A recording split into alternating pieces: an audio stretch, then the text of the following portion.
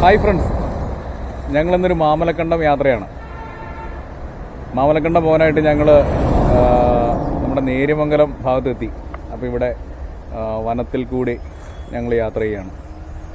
അപ്പോൾ നമുക്ക് മാമലക്കണ്ടം യാത്ര ആരംഭിക്കാം. ഹയർ റേഞ്ചിൻ്റെ കവാടം എന്നറിയപ്പെടുന്ന നേര്യമംഗലം പട്ടണത്തിൽ കൂടിയാണ് ഞങ്ങളിപ്പോൾ പോയിക്കൊണ്ടിരിക്കുന്നത്. നേര്യമംഗലം പട്ടണത്തിലാണ് പ്രസിദ്ധമായ നേര്യമംഗലം പാലം സ്ഥിതി ചെയ്യുന്നത്. പെരിയാർ നദി ഇതിൽ ഒഴുകുന്ന ഒരു കാഴ്ചയും നമുക്ക് കാണാൻ സാധിക്കും. ഞങ്ങൾ നേര്യമംഗലം പാലത്തിൽ കൂടെയാണ് ഇപ്പോൾ പോകുന്നത്. വളരെ ഇടുങ്ങിയൊരു പാലമാണ്. 1924 വെള്ളപ്പൊക്കത്തെ തുടർന്ന് പഴയ പാലം നശിച്ചപ്പോൾ തിരുവിതാംകൂർ ഭരണാധികാരികൾ നിർമ്മിച്ചതാണ് നേര്യമംഗലം പാലം. മഹാറാണി സേതുലക്ഷ്മിഭായിയാണ് പാലത്തിന് നിർമ്മിക്കാൻ അനുമതി നൽകിയതെങ്കിലും ശ്രീ ചിത്തിരതിരുനാൾ ബാലരാമവർമ്മയാണ് 1935 ഈ പാലം ഉദ്ഘാടനം ചെയ്തത്. ഈ പാലത്തിന് വീതി ഭയങ്കര കുറവാണ്. നേര്യമംഗലം പാലം കഴിഞ്ഞ് കുറച്ചുകൂടെ മുന്നോട്ട് പോകുമ്പോഴത്തേക്കും നമുക്ക് റാണിക്കല്ല് കാണാൻ സാധിക്കും. തിരുവിതാംകൂർ മഹാറാണി സേതുലക്ഷ്മിഭായിയുടെ പേര് ഇതിൽ ആലേഖനം ചെയ്തിട്ടുണ്ട്. റീജൻ മഹാറാണി ഓഫ് ട്രാവൻകൂർ എന്നെഴുതി വച്ചിരിക്കുന്ന കാണാൻ സാധിക്കും.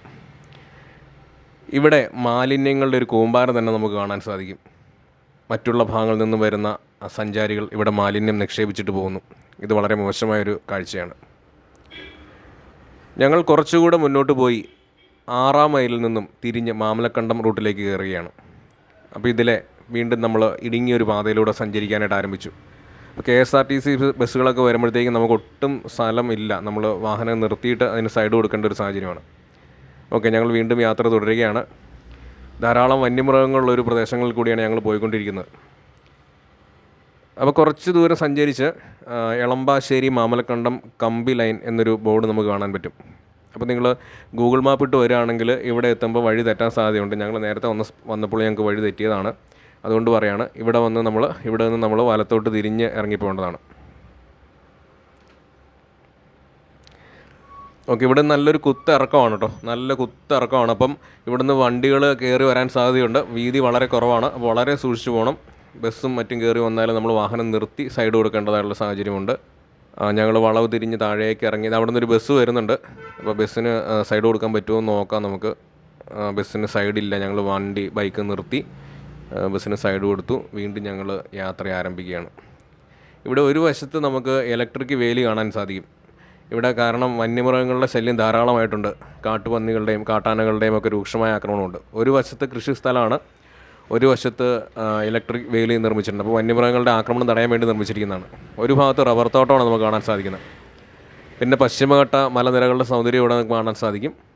ഇവിടെ നല്ല രസമാണ്. നമുക്ക് മലയുടെ ഹൈറ്റൊക്കെ നന്നായിട്ട് കാണാൻ സാധിക്കും. പിന്നെ വിശാലമായ ഇല്ലിക്കാടുകളാണ് നമുക്ക് ഒരു സൈഡിൽ കാണാൻ പറ്റുന്നത് ഇപ്പം. അപ്പോൾ ഇല്ലിക്കാടുകൾ കടന്ന് ഞങ്ങൾ യാത്ര ചെയ്തുകൊണ്ടിരിക്കുകയാണ്. അവിടെയും നമുക്ക് ഇലക്ട്രിക് വേലി കാണാൻ പറ്റും. അപ്പോൾ മൃഗങ്ങൾ ഇങ്ങോട്ട് കടന്നു വരാണ്ടിരിക്കാൻ വേണ്ടി ഇലക്ട്രിക് വേലി നിർമ്മിച്ചിരിക്കുന്നത് കാണാൻ സാധിക്കും. വീണ്ടും ഞങ്ങൾ മുന്നോട്ട് പോയിക്കൊണ്ടിരിക്കുകയാണ്.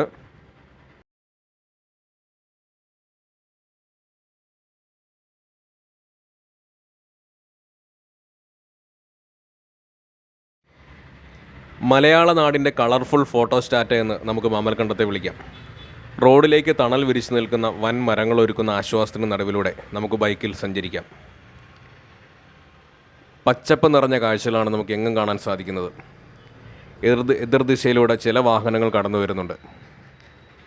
ഇടുങ്ങിയ പാതയിലൂടെ കാറിലും ബൈക്കിലുമായി ധാരാളം സഞ്ചാരികൾ മാമലക്കണ്ടം കാണുവാനായി പോയിക്കൊണ്ടിരിക്കുന്നു.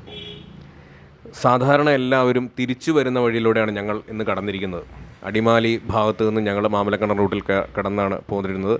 സാധാരണ എല്ലാവരും വരുമ്പോഴത്തേക്കും അവർ തട്ടേക്കാട് കുട്ടമ്പുഴ ഭാഗത്തു നിന്നാണ് മാമലക്കണ്ടത്തിലേക്ക് കയറി വരുന്നത്. അപ്പോൾ ഞങ്ങൾ നേരെ തിരിച്ചുള്ളൊരു പാതയിൽ കൂടിയാണ് സഞ്ചരിക്കുന്നത് കേട്ടോ. അപ്പോൾ ഇവിടെ ചില ഭാഗത്ത് നല്ല വെയിലൊക്കെ ഉണ്ട്. ഇവിടെ മാമലക്കണ്ടത്തിന് സമീപത്തായിട്ട് ഒരു പ്രസിദ്ധമായ വെള്ളച്ചാട്ടമുണ്ട്. അതിൻ്റെ അടുത്താണ് ഞങ്ങൾ എത്തിച്ചേർന്നിരിക്കുന്നത്. മഴയുള്ള സമയത്ത് ഇവിടെ നല്ല രസമായിരിക്കും കാണാനായിട്ട്. ഇപ്പോഴും നമുക്കിവിടെ ഇറങ്ങി കുളിക്കാനും നല്ല തണുത്ത വെള്ളത്തിൽ കൈകാലുകൾ കഴുകാനൊക്കെ സാധിക്കും. നല്ല അടിപൊളി ഒരു വെള്ളച്ചാട്ടമാണ്, അടിപൊളി സ്ഥലമാണ്. ഞങ്ങളിവിടെ ഇറങ്ങി അവിടുത്തെ ദൃശ്യങ്ങളൊക്കെ പയ്യെ പകർത്തുകയാണ്. നല്ല മനോഹരമാണ് കേട്ടോ. വെള്ളം മോളിയിൽ നിന്ന് വന്ന് ചാടുന്ന മനോഹരമായ കാഴ്ചയുണ്ട്. വലിയ ആഴമില്ലാത്ത ചെറിയ കുഴിയാണ് ഇവിടെ. അപ്പോൾ നമുക്ക് ഇതിനകത്ത് ഇറങ്ങി സുരക്ഷിതമായിട്ട് കുളിക്കാൻ പറ്റും. നമുക്കൊരു കഴുത്തിനൊപ്പം വെള്ളമൊക്കെയാണ് ഇവിടെ ഉള്ളത്. നല്ല തണുപ്പാണ്, വെള്ളത്തിന് നല്ല തണുപ്പാണ് കേട്ടോ. ഞങ്ങൾ വീണ്ടും അവിടെ നിന്ന് യാത്ര ആരംഭിച്ചു. ഞങ്ങൾ വളരെ പ്രസിദ്ധമായ നമ്മുടെ ഡെസ്റ്റിനേഷൻ പോയിൻ്റായ മാമലക്കണ്ടം ഗവൺമെൻറ് ഹൈസ്കൂളിൻ്റെ അടുത്ത് എത്തിച്ചേർന്നു. വളരെ മനോഹരമാണ് കേട്ടോ. ഇപ്പോൾ വേനൽക്കാലമായതുകൊണ്ട് ഒരു പച്ചപ്പില്ല, എന്നാലും നമ്മൾ മാമലക്കണ്ടം ഗവൺമെൻറ് ഹൈസ്കൂൾ എറണാകുളം ജില്ല എന്ന ബോർഡൊക്കെ നമുക്ക് കാണാം. ഇവിടെ നിന്ന് നമുക്ക് സ്കൂളിൻ്റെ മനോഹരമായ കാഴ്ച ആസ്വദിക്കാം. മഴക്കാലത്ത് വരികയാണെങ്കിൽ സ്കൂളിൻ്റെ പുറകിലായിട്ട് 1-2 വലിയ വെള്ളച്ചാട്ടങ്ങൾ നമുക്ക് കാണാൻ സാധിക്കും. വളരെ കണ്ണിന് കുളിർമ നൽകുന്ന കാഴ്ചകളാണ് ഇവിടെ കാണാൻ സാധിക്കുന്നത്.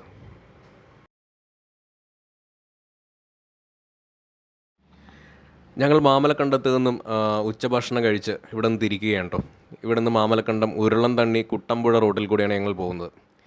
ഈ പോകുന്ന വഴി അതീവ ദുർഘട പാതയാണ്. പിന്നെ വീതി വളരെ കുറവാണ്. വന്യമൃഗങ്ങളുടെ വിഹാര കേന്ദ്രവുമാണ്. അപ്പം കടുവയും മുള്ളംപന്നിയും പന്നിക്കൂട്ടങ്ങളും അതുപോലെ മയിലുകളും ആനകളും എല്ലാ തരം വന്യമൃഗങ്ങളെയും ജീവികളെയും നമുക്കിവിടെ കാണാൻ സാധിക്കും. നല്ല വെയിലുണ്ട് കേട്ടോ. ഇവിടെ മരങ്ങൾ ഇല പൊഴിച്ചിരിക്കുന്നൊരു സമയമാണെന്ന് തോന്നുന്നു. നന്നായിട്ട് വെയിലടിക്കുന്നുണ്ട്. പിന്നെ നല്ല പൊടിയുണ്ട് റോഡിൽ. എതിരെ വാഹനങ്ങളൊക്കെ വരുന്ന സമയത്ത് നല്ല പൊടിയുണ്ട്. എന്നാലും കുഴപ്പമില്ല, നമുക്ക് വനത്തിൻ്റെ കാഴ്ചകളൊക്കെ ആസ്വദിച്ച് നമുക്കിങ്ങനെ മുന്നോട്ട് പോകാൻ സാധിക്കും. ഇടുങ്ങിയ പാതകളാണ് കേട്ടോ. എങ്ങും വളരെ ദുർഘട പാതയാണ്. കോൺക്രീറ്റ് പാതകളും ടാറിട്ട വഴികളൊക്കെയാണ്. എന്നാലും കുഴപ്പമില്ല, നമുക്ക് കാറിലും ബൈക്കിലും ഒക്കെ നന്നായിട്ട് ഇതിൽ ഓടിച്ച് പോകാനായിട്ട് സാധിക്കും. ഞങ്ങൾ വീണ്ടും താഴേക്ക് പോയിക്കൊണ്ടിരിക്കുന്നു. അപ്പം ഇരുവശങ്ങളിലും നല്ല മരങ്ങളൊക്കെയാണ് നിൽക്കുന്നത്. നല്ല രസമുള്ള കാഴ്ചകളാണ്. പിന്നെ കുരങ്ങന്മാരും മലയണ്ണാന്മാരൊക്കെ ഓടിപ്പോകുന്ന നമുക്ക് കാണാൻ പറ്റും. ക്യാമറ കിട്ടുന്നില്ല, എന്നാലും നമുക്ക് കണ്ടുകൊണ്ട് അവരെയൊക്കെ കണ്ട് ആസ്വദിക്കാൻ സാധിക്കും.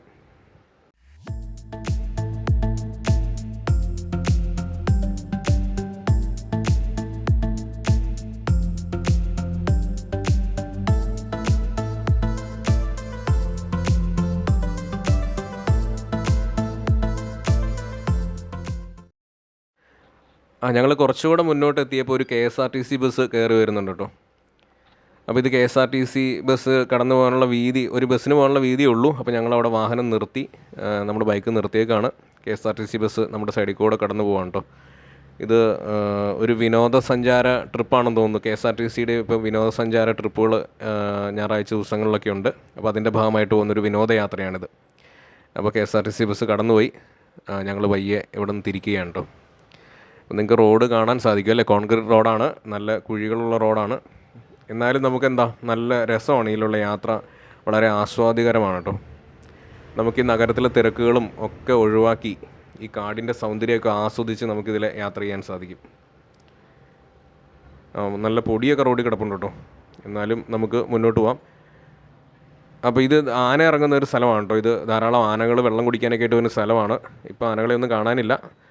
അപ്പോൾ പലരും എത്തിയപ്പോൾ ഇവിടെ ആനക്കൂട്ടങ്ങളെയൊക്കെ കണ്ടതായിട്ടൊക്കെ പറയപ്പെടുന്നുണ്ട്. പിന്നെ ആനത്താരയാണ്, ഇരുവശത്തും ആനകൾ റോഡ് മുറിച്ച് കിടക്കുന്ന സ്ഥലമാണ്.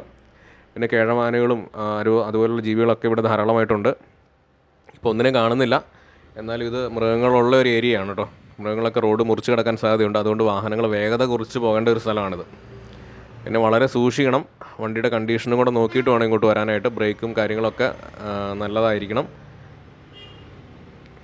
ഓക്കെ, അപ്പോൾ നമ്മൾ വീണ്ടും കുറച്ചും കൂടെ മുന്നോട്ട് പോയിക്കൊണ്ടിരിക്കുകയാണ്.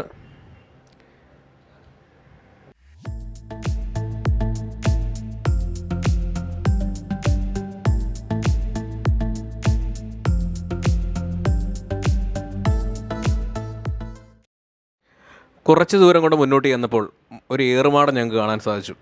അപ്പോൾ ഞങ്ങൾ ഏറുമാടത്തിൻ്റെ അടുത്തേക്ക് ഒന്ന് നീങ്ങി അതിൻ്റെ കാഴ്ചകളൊക്കെ കാണാനായിട്ട് ഏറുമാടത്തിൻ്റെ സമീപത്തേക്ക് ഞങ്ങൾ പോയി. അപ്പോൾ ഇവിടെ ചെറിയൊരു തോടായിരുന്നു കേട്ടോ. നേരത്തെ ഇതിൽ വെള്ളം ഒഴുകിക്കൊണ്ടിരുന്നതാണ്. ഇപ്പം വെള്ളം ഒഴുകുന്നില്ല, വേനലായതുകൊണ്ട് അവിടെ ഉണങ്ങി വരണ്ട് കിടക്കുകയാണ്. എന്നാലും മരത്തിൻ്റെ മുകളിൽ നല്ല ഹൈറ്റിലായിട്ടാണ് ഏറുമാടം സ്ഥാപിച്ചിരിക്കുന്നത്.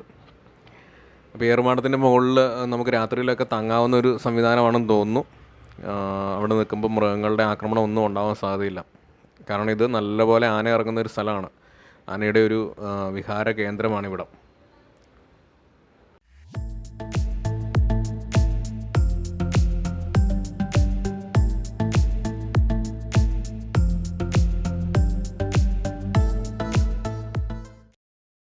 നിങ്ങൾ പല വീഡിയോയിലും മാമലക്കണ്ടത്തിന് പോകുന്ന ബസ് ഒരു പുഴയിലൂടെ ഇറങ്ങി കയറി പോകുന്നത് കണ്ടിട്ടുണ്ടാവും. ഇപ്പോൾ അവിടെ പുതുതായിട്ടൊരു പാലം നിർമ്മിച്ചിട്ടുണ്ട്. അപ്പോൾ ആ പാലത്തിൽ കൂടെയാണ് ഞങ്ങളിപ്പോൾ കടന്നു പോകുന്നത്. അപ്പോൾ ഇപ്പോൾ പുഴയിലും വെള്ളമില്ല. നേരത്തെ ബസ്സുകളും വാഹനങ്ങളും ഈ പുഴയിൽ ഇറങ്ങിയാണ് കടന്നു പോയിക്കൊണ്ടിരുന്നത്. ഇപ്പോൾ പുതുതായിട്ട് ഇവിടെ ഒരു പാലം നിർമ്മിച്ചതാണ്. പുതുതായിട്ട് നിർമ്മിച്ചതുകൊണ്ട് തന്നെ പാലത്തിൻ്റെ പണി പൂർത്തിയായിട്ടില്ല. അപ്പം നല്ല പൊടിയാണ്, ടാറിംഗ് ഒന്നും പൂർത്തിയായിട്ടില്ല. അപ്പോൾ ഒരു വാഹനം മാത്രമാണ് ഇതിലേയും കടന്നു വരത്തുള്ളൂ. മറ്റൊരു വാഹനം വരുമ്പോഴത്തേക്കും ബാക്കി വാഹനങ്ങൾ നിർത്തി അതിനെ കടത്തി വിട്ടിട്ടേ കടന്നു പോകാൻ പറ്റത്തുള്ളൂ. പിന്നെ നല്ല പൊടിയും ഉണ്ട് കേട്ടോ. പുഴയിൽ ചെറിയ വെള്ളമുള്ളൂ. അപ്പോൾ ഇവിടെ മീൻ പിടിക്കുന്ന ആളുകളെ കാണാൻ സാധിക്കും. ഞങ്ങൾ വീണ്ടും കുറച്ചുകൂടെ മുന്നോട്ട് പോയപ്പോഴത്തേക്ക് ഇവിടെ വലിയ വൃക്ഷങ്ങളാണ് കേട്ടോ. വലിയ വൃക്ഷങ്ങളെന്ന് പറഞ്ഞു കഴിഞ്ഞാൽ ആനകൾ നിന്നാൽ പോലും കാണാൻ സാധിക്കാത്തത്ര വലുപ്പമുള്ള വൃക്ഷങ്ങളാണ്. അപ്പോൾ ഇവിടെ ഞങ്ങൾ ഇറങ്ങിയില്ല. ഇവിടെ മൃഗങ്ങളുടെ ശല്യമുള്ള സ്ഥലമായതുകൊണ്ട് ഞങ്ങൾ വണ്ടിയിൽ ഇരുന്ന് തന്നെ ദൃശ്യങ്ങൾ പകർത്തുകയാണ്. നല്ല വളരെ വലുപ്പമുള്ള വൃക്ഷങ്ങൾ മാത്രമാണ് ഇവിടെ കാണാൻ പറ്റുന്നത്. ഭയങ്കര ഹൈറ്റാണ്, ഭയങ്കര വണ്ണമുള്ള വൃക്ഷങ്ങളാണ്.